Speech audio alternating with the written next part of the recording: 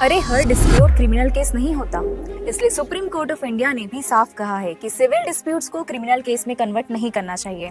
अब सवाल आता है, सिविल और क्रिमिनल केस में डिफरेंस क्या है? तो आइए मैं आपको समझाती हूँ। सिविल केस उन डिस्प्यूट से रिलेट होता है जो इंडिविजुअल या ऑर्गेनाइजेशन के बीच होते हैं, जैसे कॉन्ट्रैक्ट का वायलेंस, प्रॉपर्टी डिस्प्यूट्स या मैट्रिमोनियल इश्यूज। इन केसेस में मेन फोकस होता है आपको आपके नुकसान का कंपनसेशन दिलाना। सिविल केस में जो केस फाइल करते हैं उसे प्लेंटिफ कहा जाता है और सामने वाले को डिफेंडेंट। यह बर्डन ऑफ प्रूफ प्लेंटिफ पर होता है और उसे अपना केस बस इतना प्रूफ करना होता है कि उसकी बात ज्यादा प्रोबेबल है, यानी 50% से ज्यादा सही लगनी चाहिए।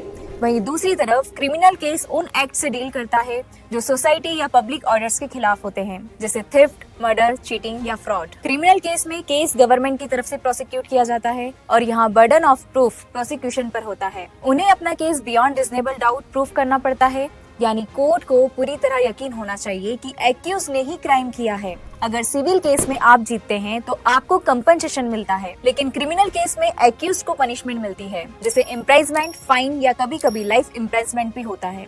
इसलिए कई बार लोग प्रेशर बनाने के लिए सिविल डिस्प्यूट को क्रिमिनल केस बना देते हैं, लेकिन यह एक गलत प्रैक्टिस है और कोर्ट भी इसे डिस्करेज करता है। तो अगली बार याद रखिए, हर डिस्प्यूट्स क्रिमिनल केस नहीं होता। ऐसी ही जानकारी के लिए जुडिशरी बाय वैदिक शिक्षा को फॉलो करें।